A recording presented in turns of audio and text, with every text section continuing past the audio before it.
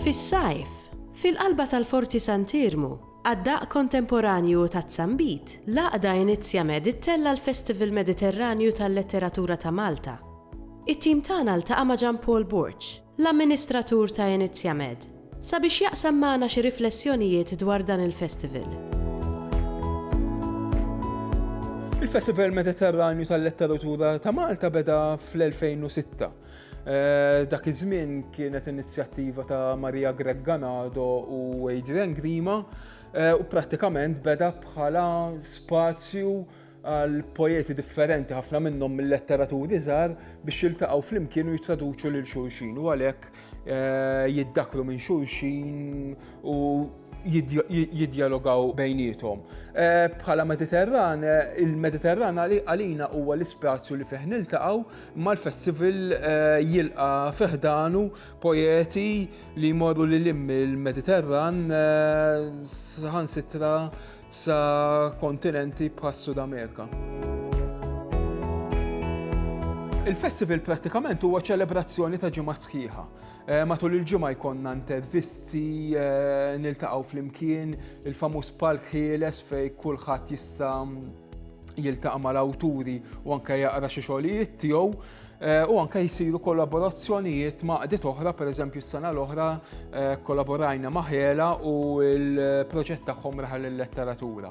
L-iljieli tal-festival l-aħħar jumejn prattikament huwa qari ta' poeżija, traduzzjoni ta' poeżija, mużika u films.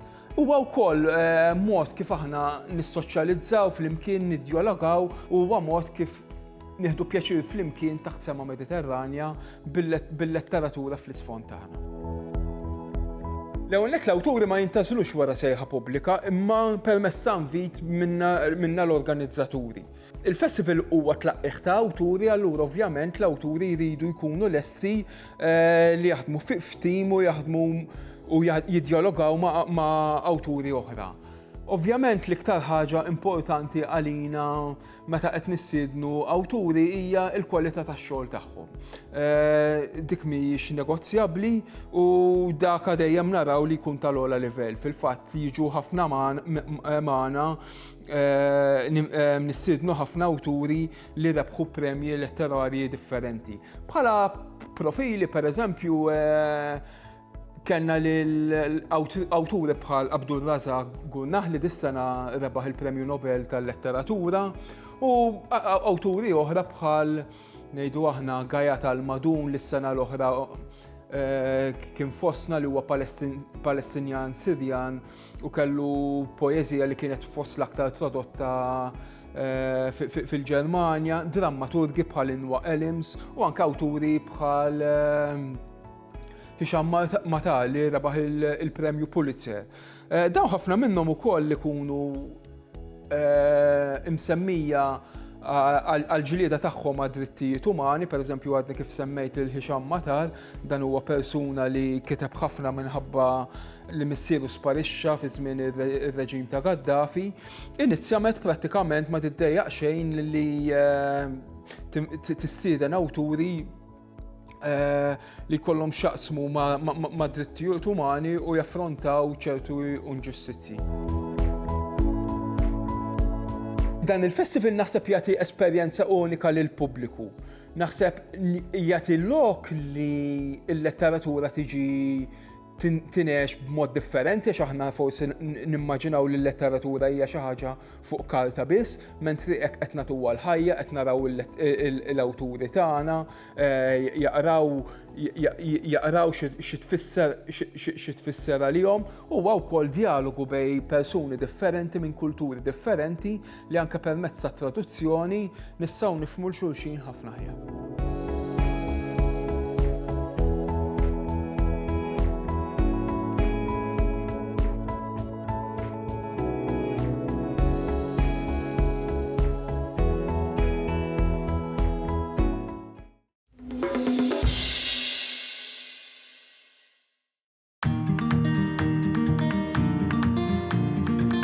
Il-kidba tista' sservi bosta għanijiet, mhux l-inqas ir-riflessjoni.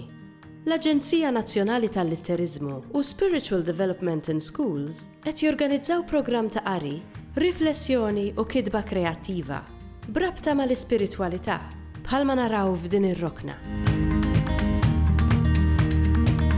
Fil-ħidma tagħna fl-iskejjel biex ngħinu lill-studenti u l-edukaturi jikbru fl-iżvilupp spiritwali tagħhom. Noħolqu diversi inizjattivi illi permezz tagħhom jikbru fl-ispiritwalità fir-relazzjoni tagħhom ma' Alla, magħhom infushom, mal-oħrajn u mal-ħolqien.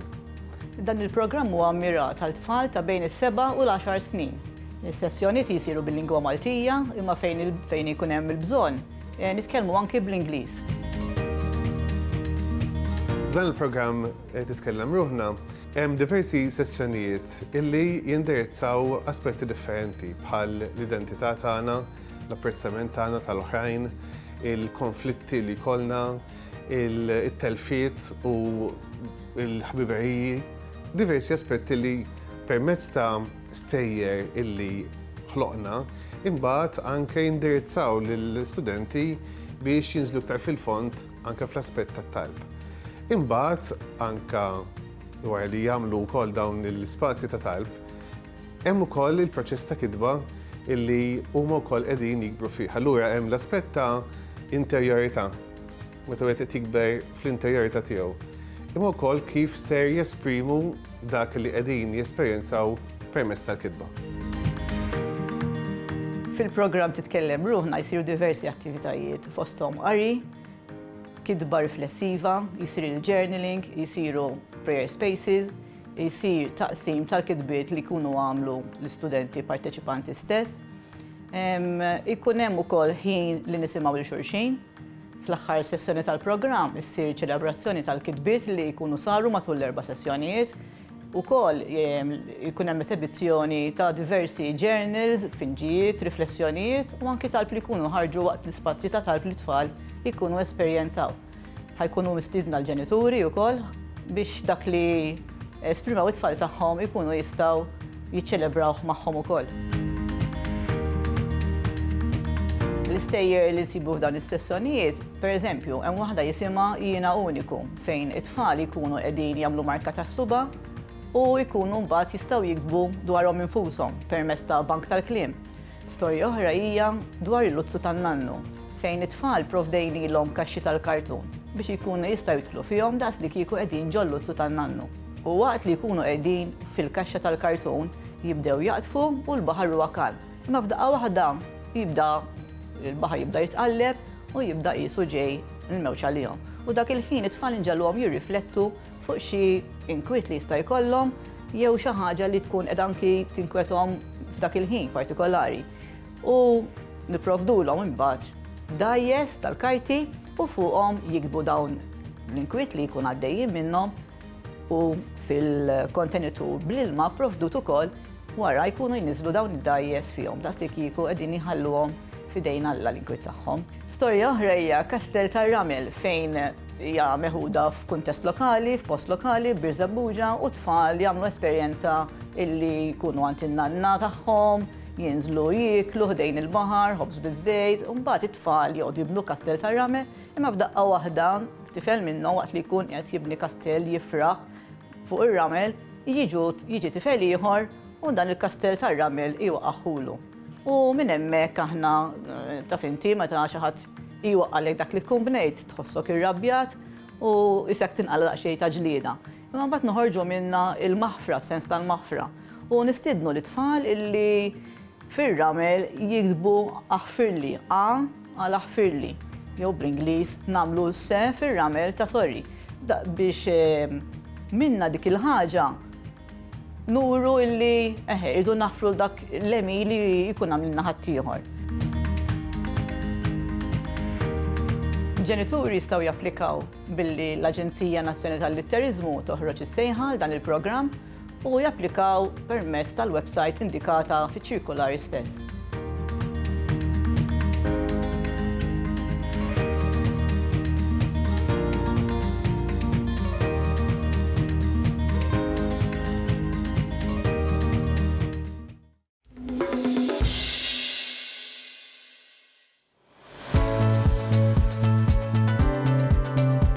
Minkejja xi żelqiet istituzzjonali, ġieli niltaqgħu ma' prattiki tajbin fit-tisħiħ tal-lingwa. Fosthom b'politika lingwistika ġdida infassla mill-Università ta' Malta. It-tim tagħna ltaqa' mal-Professur Godfrey Baldacchino sabiex jitgħallem aktar dwar din il-politika. L-Università ta' Malta dawn l-aħħar snin irrealizzat kemm huwa importanti li tpoġġi ftit bil-qiegħda, iddur dawra mejt u tirrifletti fuq il-mod kif tiddeċiedi bliema lingwa għandhom isiru diversi affarijiet fuq il-kampus. Aħna neżistu f'pajjiż fejn il-Malti u l-Ingliż jeżistu flimkien. Nafu wkoll li hemm ċertu setturi fejn l-Ingliż jintuża iktar u hemm oqsma oħra fejn il-Malti jintuża iktar. Il-kampus tagħna mhux nieqes li jirrispecchja din ir-realtà f'pajjiżna u allura ridna naraw ċertu dettall x'għandna nagħmlu biex l-ewwel nett nirriflettu dan il-bilingwaliżmu jeżisti fil-pajjiż.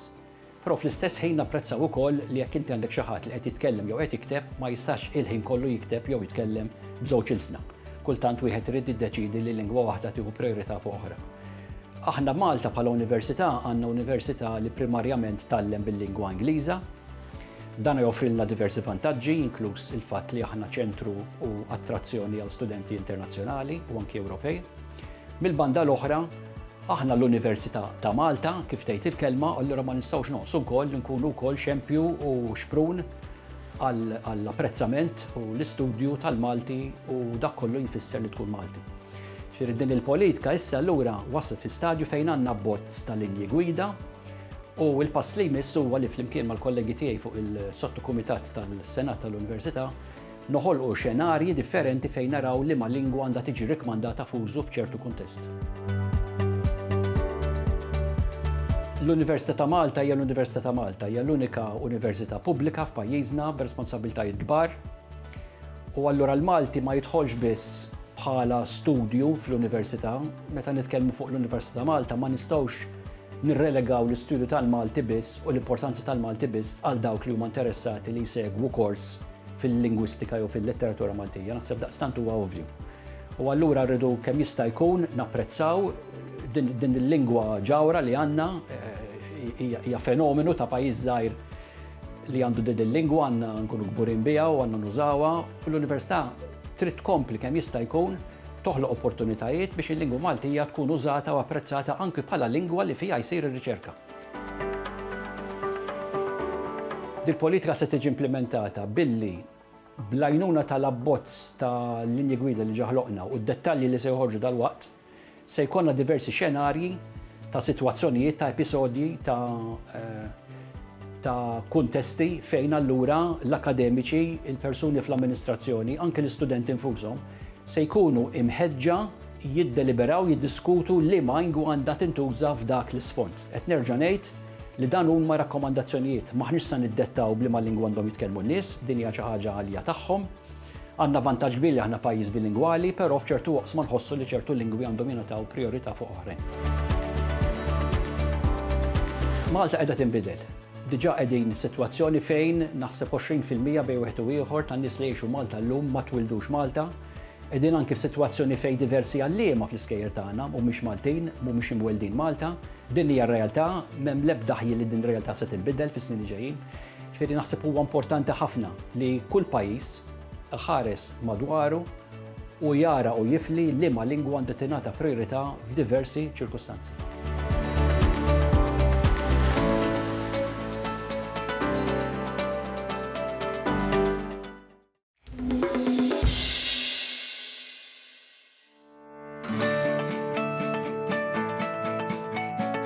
Mar-ritmi tal-marċijiet. Fil-festi niltaqgħu wkoll mar-ritmi tal-kelma, b'bosta taqbiliet ikkuluriti daqs l-ilwien tal-pavaljuni u l-lob tan-nar. F'din ir-rokna, it-tim tagħna tkellem ma' Martina Tabone dwar ix-xejriet ewlenin tat-taqbil tal-festi. Ir-riċerka tiegħi kienet dwar it-taqbiliet tal-festi. Għażilt li niddokumenta it-taqbiliet tal-festi tal-Raħal Twelid ta' Ħassebbuċ. U bażikament it-taqbiliet tal-festi huma kwartini ġeneralment li jitqabblu waqt il-marċ jew fejn il-Knisja li bihom il-partitarji tal-festa jesprimu l-ħsibijiet u s-sentimenti tagħhom. tkun ħaġa sabiħa tara pereżempju ikun hemm xi ħarqa tan-nar is-sibt ta' xija u mbagħad lada filgħodu ikunu laħqu ħarġu b'taqbila biex jew jiftaħru bil-prodott tagħhom jew jitfgħu xi botti lil ta' kontrihom. L-iktar taqbila antika li sibt fil-każ tiegħi tmur lura s-seklu 19 meta waslet l-istatwa ta' San Filip għaż-żebbuġ u sibt taqbila biex iż-żebbuġin jiftaħru bl-istatwa li kienu għadhom kif ġabu. Ir-riċerka tiegħi ġbarta b'diversi modi. L-iktar mod faċli kien li mmur il-gażin, nistaqsi partitarju partikolari li huwa magħruf li għamel daw it-taqbiliet. Tlabtu u kombinazzjoni b'xorti tajba kellu it-taqbiliet miktubin kollha u għaddihom li. Mod ieħor kont imur il-gażin u jkun hemm l-anzjani u jgħidu li t-taqbiliet antiki kont nirrekordjhom, imbagħad iktar moderna tħalt fuq grupp fuq Facebook ta' ħażebbuġ u tlabt lil xi nies jgħidu li taqbiliet minn hemmhekk. Imbagħad xi taqbila oħra jew tnejn ksibta minn ktieb tal-gażin u oħra mort fl-arkivju. Mod ġenerali huma jkunu kwartini, ikollhom ir-rima mqabża, jiġifieri l-aħħar kelma tat-tieni vers u l-aħħar kelma tar-raba' vers ikunu jaqblu. U jiena skont dak li sibt ikkategorizzajthom f'erba'. Kelli l-ewwel waħda ta' ftaħir, oħra ta' tmaqdir, oħra ta' tifħir lill-patrun u mbagħad oħra li taqgħet it-tmaqdir u l-ftaħir flimkien. Xi taqbiliet huma dawn ta' tifħir pereżempju, bħal kull żebbuġi den ta' ismek hawn quddiemek jien mixħud, Filippin kont u Filippin għadni u Filippin irrid immut. Eżempju ieħor huwa ta' ftaħir. Il-festa tagħna kibret ħafna u għalija ma fadalx qies għaliex bħas-soltu l-pjazza imlejnija b'eluf ta' nies. Xi taqbiliet ta' tmaqdir hija din. Il-ħmara tagħhom xieħed ħafna u t-tela ma titlaħħiex għax il-knisja fil-festa tagħkom bħal San Filip ma tarmawiex. Huma jisimgħu magħhom letteratura orali, jiġifieri li kieku nħalluhom oralment ħajjintilfu dawn għax biex jibqgħu jeżistu jridu jintirtu minn ġenerazzjoni għal oħra bil-fom. Għalhekk huwa importanti li nikdbuhom sabiex jibqgħu ħajjin. Bħalissa hemm proġett għaddej jismu minn fuq l-ispalla u ħdimt ftit magħhom li bażikament lan ta' dan il-proġett huwa li jiġbru t-taqbiliet minn kull raħal u belt ta' Malta sabiex jiddokumentawhom. Għad hemm lokal iktar riċerka sintendi. L-ewwel nies jistgħu jinġabru taqbiliet oħra minn irħul oħra u jiġu analizzati dawk. U mbagħad jistgħu jiġu mqabbla mat-taqbiliet li ġbart jiena u jaraw x'hemm simili u x'hemm differenti bejniethom pereżempju.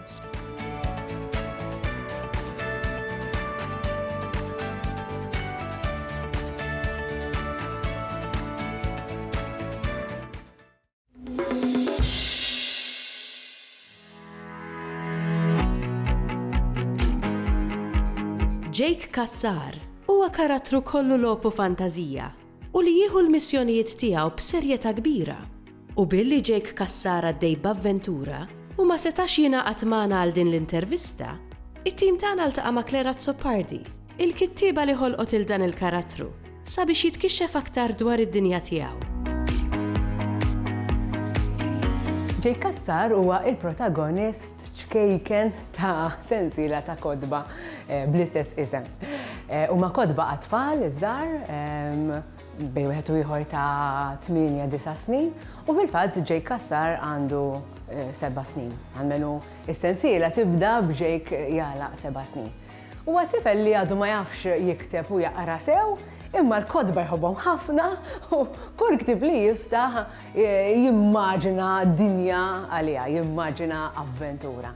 U minn ktib sempliċi tal-pjanti li taqla oħtu u li tagħtihulu għax ma tkunx tridu, da Jake joħloq renju sħiħ. Jisejjaħlu r-renju udit, fir-renju udit hemm dil-pjanta li inventa uli għal-kantofonis u permezz tagħha in-nies jiklu mill-kantofonis u jkunu jistaw ikantaw. U kollha għandhom udit tajjeb, għalhekk ir-renju udit. 10 kodba b'kollox, jiġifieri kull darba Jake imur f'dan ir-renju jew jimmaġina lilu nnifsu qiegħed f'dan ir-renju ta' Re Pankrazju, li fejn jibdew jinqalgħu ħafna problemi għaliex hemm ir-Reġina Fidelia li kontinwament tattakka lil dan ir-renju u trid teqirdu. Jisa taħlef li trid teqirdu bil-fors. U Jake Cassar huwa l-eroj f'dawn il-kodba kollha, it-tifel li b'xi mod isalva kull darba, ħanajdu hekk, jidħol għall-battalja u kull darba jirbaħ. Ħafna mill-idejat jiġuni mid-tfal li nkun qed nagħllem. Dawn il-kodba fil-fatt ktibthom meta kont għaddi nagħllem f'skola sekondarja ta' Subien. U verament kelli tifel partikolari ħafna. Kienu jdejquh il-kodba, ma kienx ikun irid jaqra u jikteb, imma mbagħad kif tiktib jgħidli miss ħanajlek storja u jibda jivventa l-istorja hu. U minn hemm telqet l-idea ta' dan Jake li ma jkunx għadu qed jaqra l-kliem propju imma jimmaġina l-istorja skont l-istampi li qed jara.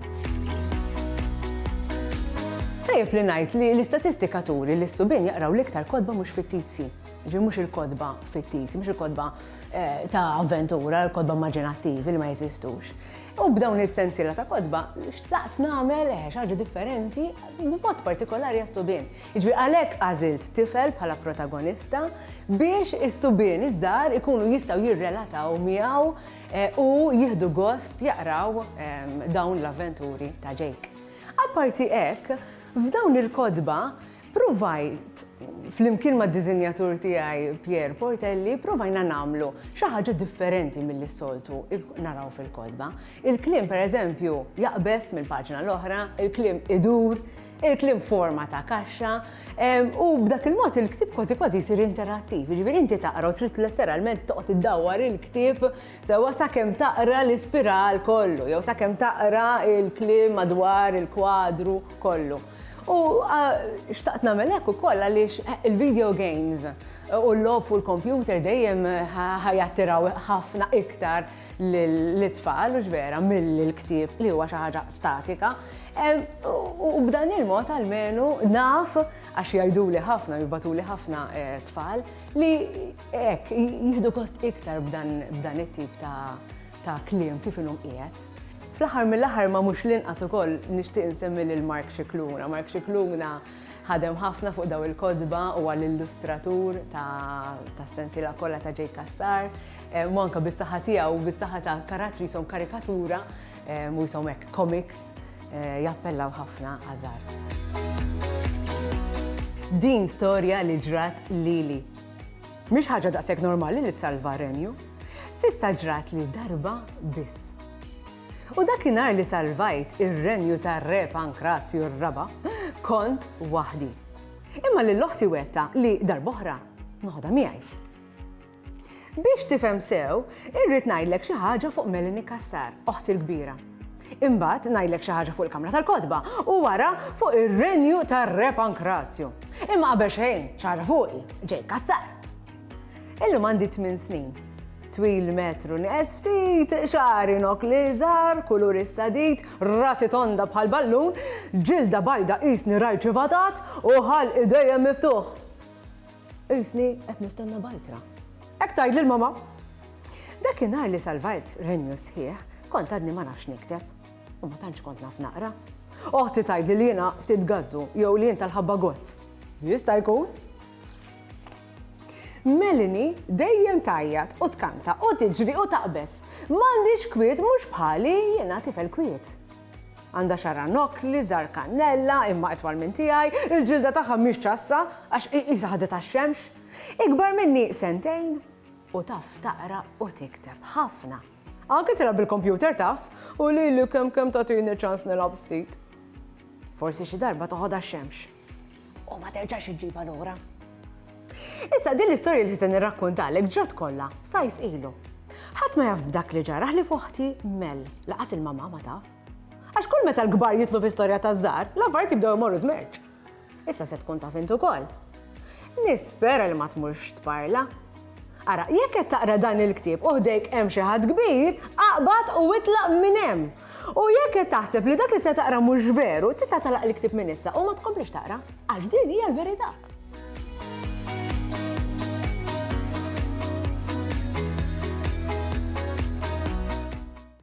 Il-Sinna jixtieq jirringrazzja lill-Aġenzija Nazzjonali tal-Litterizmu, lill-Ministeru għall-Edukazzjoni u x-Xogħol, lill-Kunsill Nazzjonali tal-Ilsien Malti u lid-Dipartiment tal-Malti fil-Fakultà tal-Arti l-Università.